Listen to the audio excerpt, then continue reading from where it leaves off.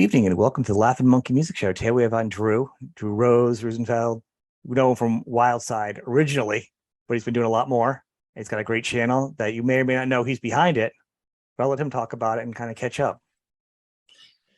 Yeah. Thank you for having me on your show. As a matter of fact, I saw somewhere, I don't remember where, that you know what it was? I saw that you did a show with a buddy of mine, Todd Poole. Yes, I did. From Roxy Blue.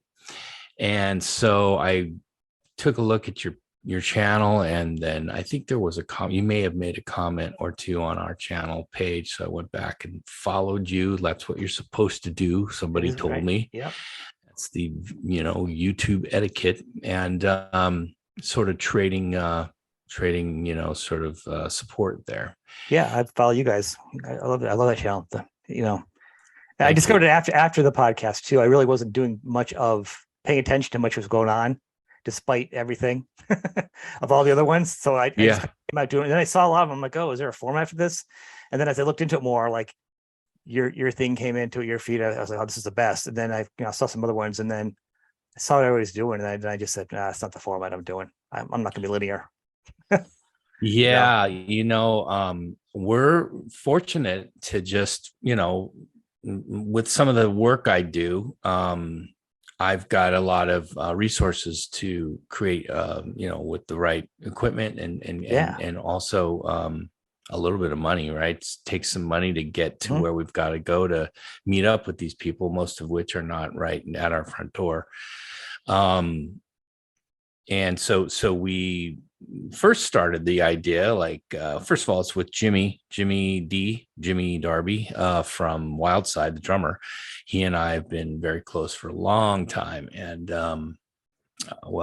far beyond the band, we've stayed close. And we were originally thinking about making a YouTube, not a YouTube, but a sort of a documentary on the rise and very fast fall of Wildside, because there were a lot of bands that went through the same thing, and we were caught in this horrible mix of what was happening at the time, and being so unaware of it, which is really the major letdown of it. You're in the middle of all the hype and the people surrounding you and all the different teams trying to make you successful, and you're not aware of what's happening around you on the reality of what was really happening with music. And I think that was the case with a lot of new musicians, young bands, young artists, and certainly with that style of music. And so there's a story, and in our case, it was an even bigger story. We got a chance to record our album at Eddie Van Halen's 5150 studio. We got to work with a very famous producer, Andy Johns. We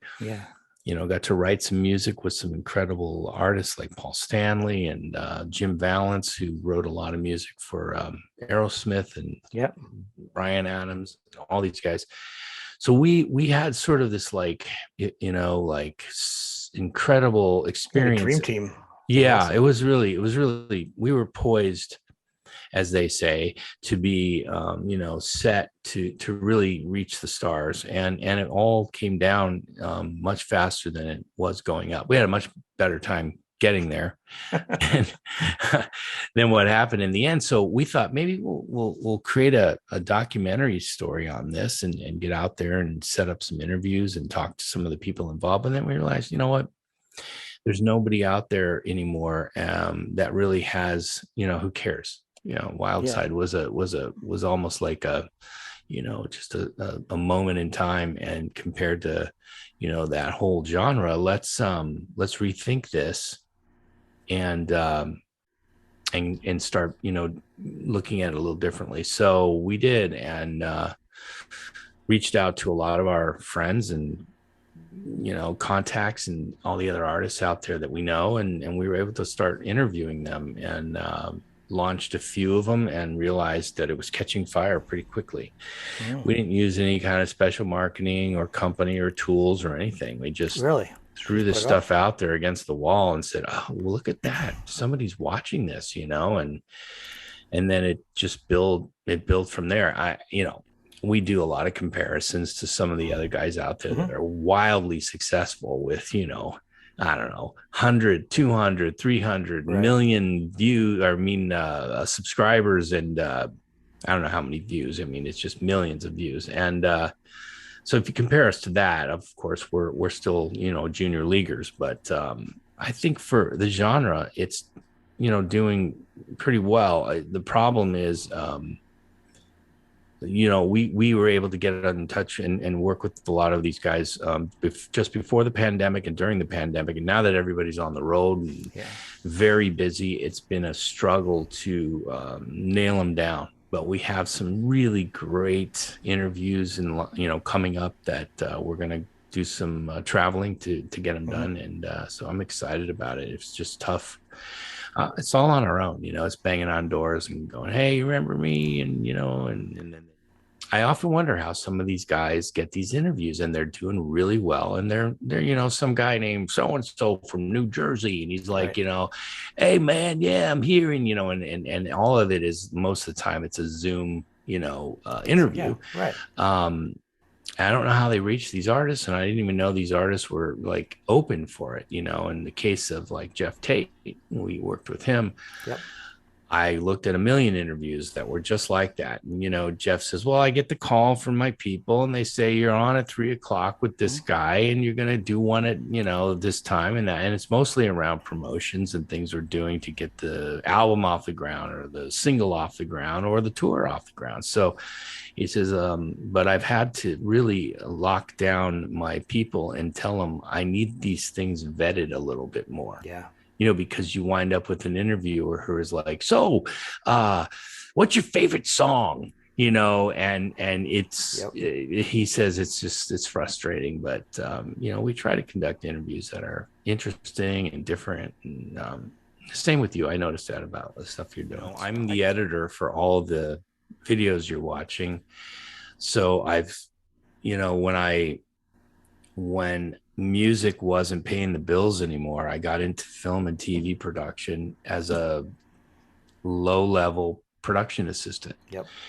And I found myself directing, traffic while they were, shooting a scene across the street or holding back traffic or standing with a cop, to do, just really kind of like, here I was with my long ponytail and my, bleach blonde hair, kind of like, wow, I went from playing all these, shows and recording music, and now here I am out here with a flashlight. That was probably like what, mid '90s. That's when I got out with my degree. But when grunge and everything hit for music, everybody had an Apple computer that could do GarageBand.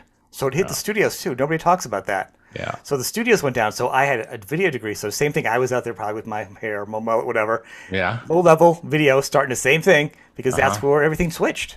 Yeah. Video is how the next big thing. That was it for me, and I really enjoyed it. I went back. This was I had moved to New Orleans, and I was living there, and I was working on a couple of really big feature films at the time. And then I got called back to LA, and let's do another record, and that's when that second record came out, that sort of indie record we did. And I stayed in LA after that and went to work for Panavision. Mm-hmm. And I was working there for a while and just bounced around learning a lot of the different traits of film and TV production, and found myself eventually working in an executive position at Hustler, of all places, Hustler magazine. And we were producing content there for years. I was, in the middle of all that. And then found myself eventually where I am now, which is Penthouse. I'm a VP at Penthouse magazine. So, taking all those creative skills and using them there, it's very similar on a smaller scale. So. And there is, but I mean, when you can say that, people can laugh, and I can step back. I know what it's like, because I've even taught people in public access. I've gone that far and taught classes. I've done school interconnects. Teaching people, but the basics, and that's what I love about your show, is I appreciate the lighting, the sound, the framing, not just the questions. I like the production of the show you're doing. To me, that's the bomb. I notice that kind of stuff because I'm like, even when people have the gear, they don't do good interviews. With the professional teams are not doing the same high quality And even when you have, whether it's Penthouse or Hustler, an adult thing, you're still, when you're doing videos, there's still things like lighting and sound to make anything look, Yeah. it's a challenge. And lighting is like one of the hardest things ever to do for anything. Yeah. And Um, I have people that work for me at Penthouse that are we have internal production teams and tons of equipment and buying and selling and always constantly upgrading. And I have 15 editors, because we run a broadcast TV network that's delivered through satellite. So everything has to be of broadcast spec. And so, there's a huge having to have a huge understanding for that. And having the team that's qualified to do it. And so I found myself saying, well, how can I speak the language if I don't understand it? I've got to get my hands in there and really do it. And so that's what ended up happening. I did it. And that's why I mentioned I was the editor. I'm the editor for all this stuff because I came up through Final Cut from the very first version and then moved myself over to Premiere and just, I am no pro. I am no, wizard, but I've got enough to get around and understand. what are you editing with right now? It's Premiere Pro. Yeah. Have you tried, was it DaVinci? Yeah. Well, DaVinci for me is mostly a color correction device. And if there's any editing software in there, I'm just not familiar with it. It's mostly for color.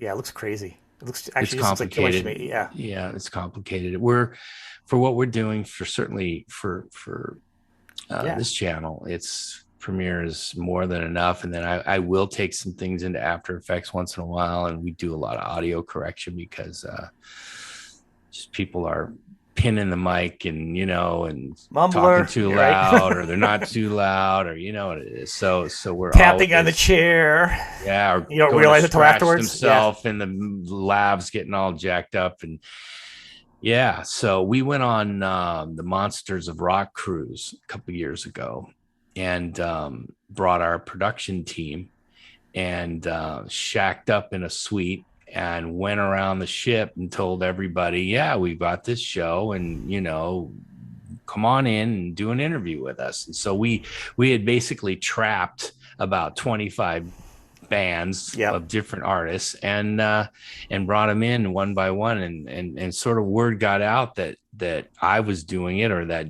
Jimmy and I were doing it.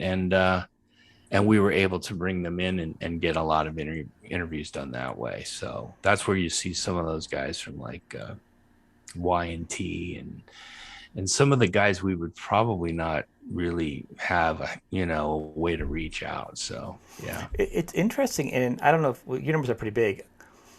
I can never figure out. I thought, you assume like certain people are going to be bigger than others. Oh yeah, we guess wrong every single all time. Every single time. I cannot guess. And I'm not going to throw out now their names who I think are better than others that do well. That surprises me. But I could not bet huge names they've had on, and they do it. They're like a slow burn, and then eventually they pick up. I mean, there's some that are just barn busters, but I don't. Yeah. I don't get guests based on that. I don't do just one genre. Like I like the 80s metal scene. I can tell you the day. I remember. I can tell you exactly the day my roommate came in and said, "You got to check these guys out," and he had your CD in his hand. Yeah. Okay. So I know, like, metal, but I'm also like a huge prog guy, and I love thrash, and I like all kinds of music. You know what I mean? Yeah. So listen to everything, and with my show, I try having different types of music on, different ages, different genres, and being current, like talking what they're doing, but kind of like, so it's not like a nostalgia show. Yeah. It's being relevant to the artist. But when I have all those artists, like I can't figure out who's going to be bigger or less. I mean, it doesn't matter to me. I like to see the artist get bigger hits and attention, but I can't figure it out. I was wondering if you could ever guess, because I can't. No, we don't. We hope, like it was not too far of a stretch to guess that, someone like Jeff Tate would do really well. Mm-hmm.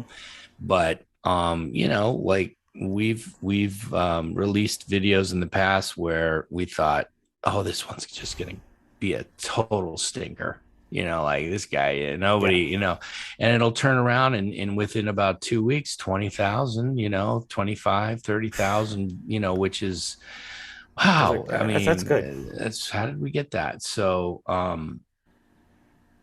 don't know. It's, and we love the banter, for me, we try to delete people that are, well, first of all, anybody that's marketing something will dump them out, Hmm. if they get on there and drop a link. Most of the time people drop links to porn and weird shit. Like if somebody says, I saw him on such and such and the guy really couldn't do this or that, yeah, we might edit it out a little bit, but at the same time, if it creates cross banter, and we as long as it stays, it doesn't get too well. First of all, we don't like any language, no, Well, that's no. part of the problem that usually keeps people out. You know. Yeah, fuck you, and all that kind of. We try to stay away from all that, and dump them out. They probably don't even notice. They never go back. These are people just jumping in for a minute to write something rude and jump out. And so we do edit it as much as we can, but it's And, hard. most of your people are probably quiet anyhow. It's like I imagine my audience is more like in Asia when they have to see a rock show. They're very polite and quiet, and they watch it and they enjoy it. They don't say anything. They don't say anything. Very respectful.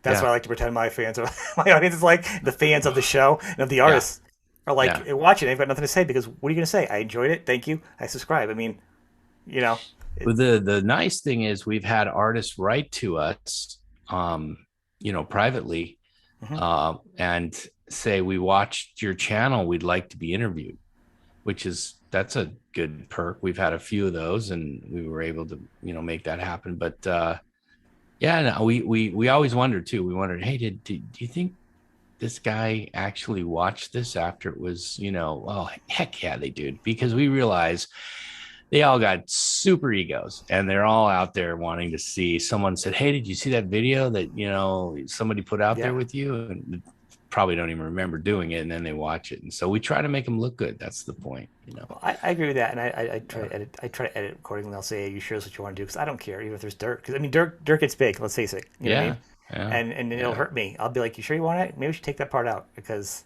who needs it?" I've had some who've gotten huge because of that kind of stuff, and I didn't even want it to be big because of that. You know what I mean? Right. Yeah.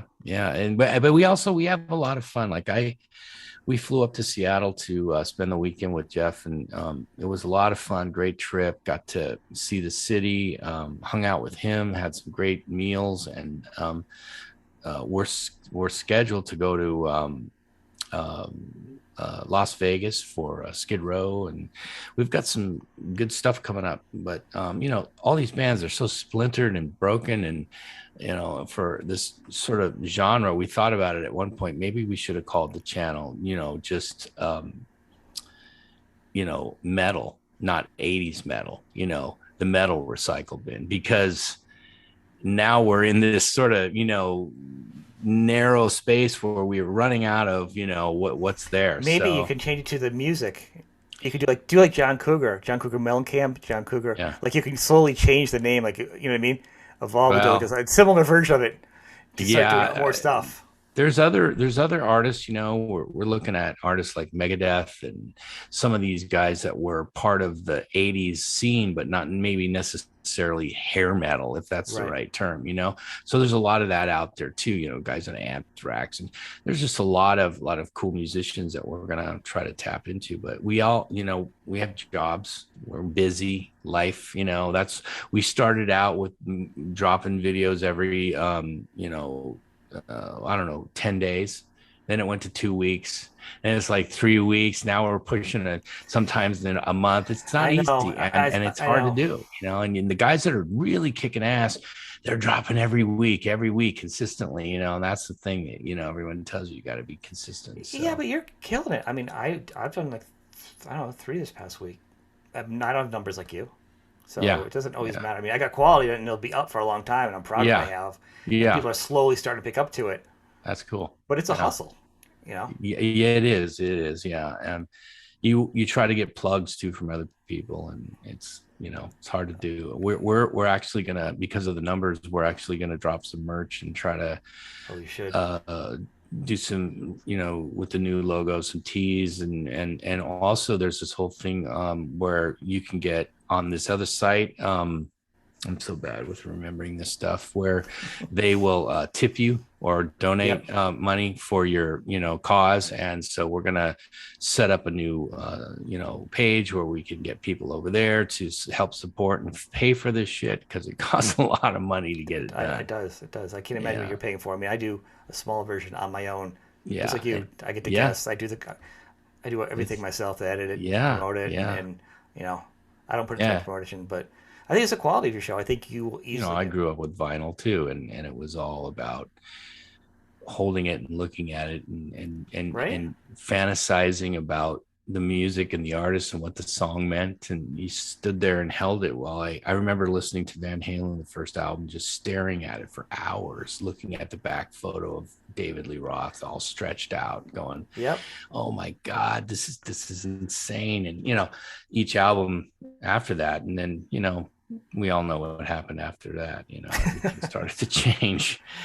It should So change. I mean, and it was sad, and cassettes were whatever, and then compact discs. Then when they get the CDs, and they had the small words and the, everything, oh all the yeah. artwork went away and stuff. That was one of the fun things about it. You know what I mean? But that was also, I mean, we're just like two old dudes like doing a Bartle and James commercial. We're like on the porch, Yeah. because when the albums came out, you had 3 or 4 albums to get yourself going. Yeah. Aerosmith would not have been out right out of the gates like that. A lot of the No, bands you look back at would never be like who they are now, because they wouldn't have had the time to nurture and to get out there to the people. You look back, that's those were great right. albums, but not Yeah. everybody knew it, and they would have known it. But it took a long No. time, and you needed A lot support. of those albums didn't become popular until their hit album finally came Yes, out, and then everyone went back and bought those. So that's a great point to bring up because by the time we were coming up, it was either, you better have a hit on this first record or it's over. yeah, it was. And, You had no chance. None of you guys did. It was no, disposable, and at that point, they were. It was less of the Clive Davises, and it was more of the. At that point, they're just banks, and they're just copying over who's more popular, of who to invest in them to get them in there. yeah, And once something new came in, you're gone. More money. yeah, We're going for grunge. I mean, yeah, there was room for everybody. There could have been the best rock bands and the best grunge, because some of the yeah. grunge wasn't very good either, at We were all. competing with a little unknown band at the time called Blind Melon, and they had put out their single, and it was a big stinker, and nothing was happening. And then all of a sudden, endorsements from Axl Rose and Yep. all of that, and it was like rekindling. Let's re-release a single, and timing was a little better for the music style, and then they became successful, and we were out.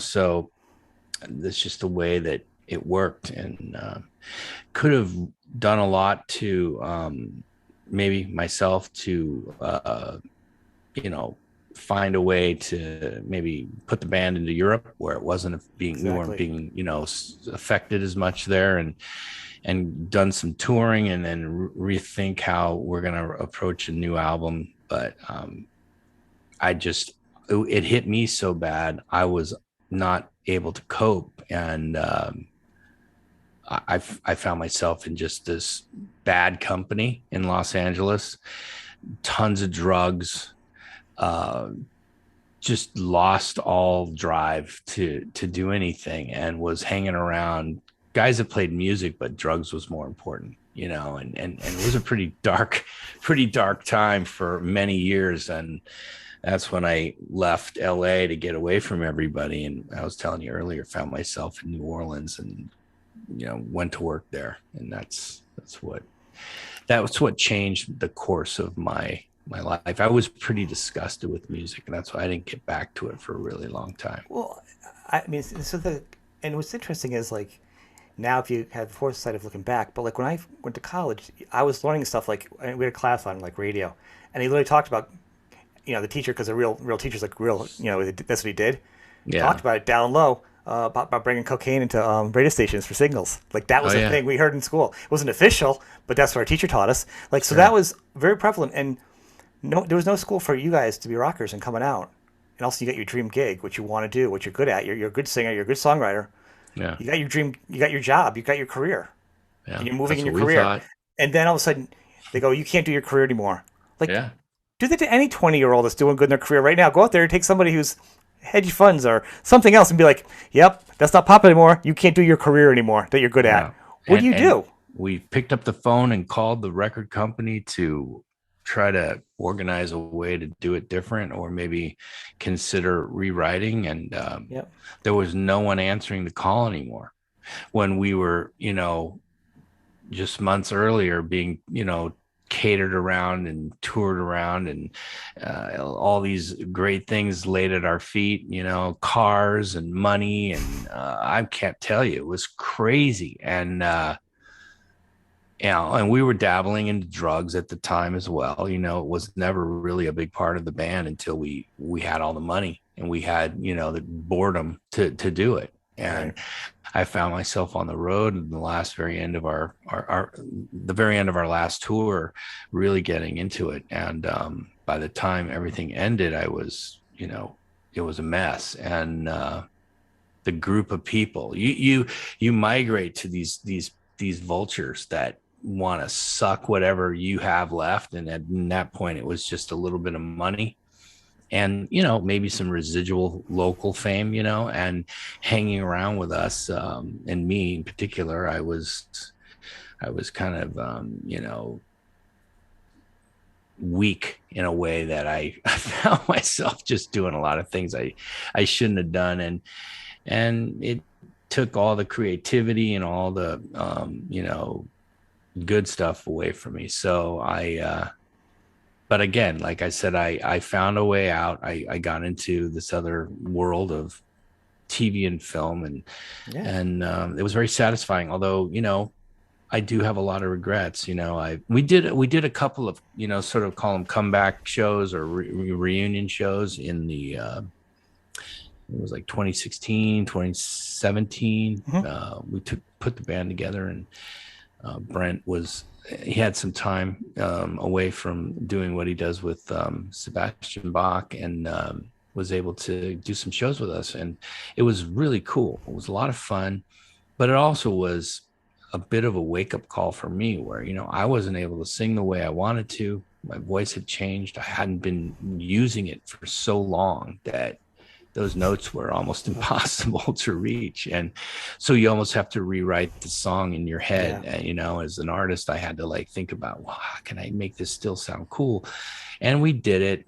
But, in the end, it's just it wasn't fun for me if I couldn't deliver it the way that Really? the album I've seen really. some of your stuff, clips, like YouTube stuff, and YouTube's kind of hit or Yeah. miss with sound. Yeah. I liked it. I was, Oh, thank you. I just have too much respect for the music and was like, God, this is just not coming across. And, I can respect that.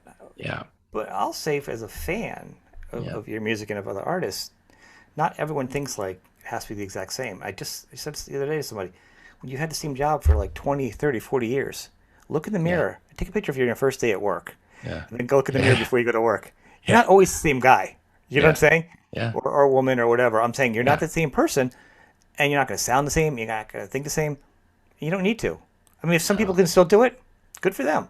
But if you don't, good for you. Because just going up there and jamming and being a band, having fun at it, if you enjoyed it, it would be great. You could still do it, and it would still be fun if you enjoyed it. I think the fans would enjoy it.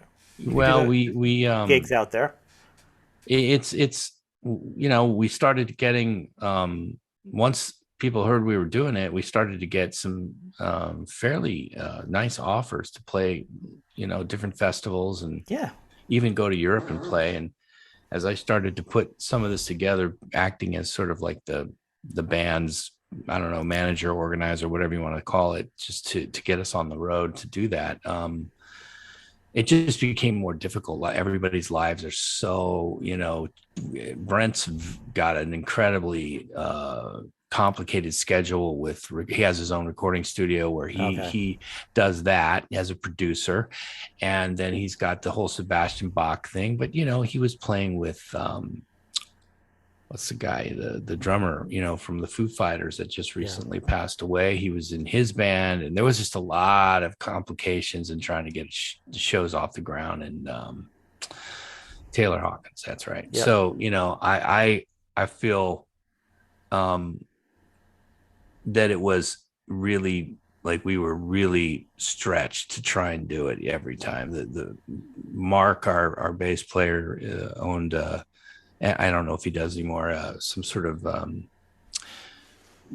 wine label, where he's putting out bottles of wine, and he had a little shop in Santa Barbara that he managed and ran with his in some, in an area that had all the wineries and all that. So Nice. he was doing that. He's a very busy guy, and he has real estate. And then Jimmy's got his real estate business, and he owns a restaurant down the road from where he lives. And everybody's busy, crazy. And then, we don't really have a relationship with Benny anymore. So it was just the four of us. And, we had fun doing it, but I think it's time to hang it up. There's sometimes, you look at some of these artists that are out there, man, and you go, man, I think it's time. I know there are some that are pushing it, and I think it's because they're living the rock star life still, and it's affecting them on so many levels. You mean rock star life because Like they're the still partying, out, they think they're up all still night, and right. I mean, Yeah. we're older now. We need to be in bed at a certain time. You need to put I sleep. do. I do. I get tired. Like all of a sudden, I don't know what happened. Like I'm 51, man. I don't know how old you are, but I'm telling you, like something happened to me in the past few years. All of a sudden, I get tired at night. I'm like, I used to be crazy hours. Me Never too. sleep. Now all of a sudden, I'm like, I get asked out a week. I'm like, what time is this thing over at? Like I don't think I can do that. I'm not napping yet. But, I was on stage. Excuse me. I was on stage doing that show or those shows, and found myself going, how in the world am I up? It's midnight and I'm still here.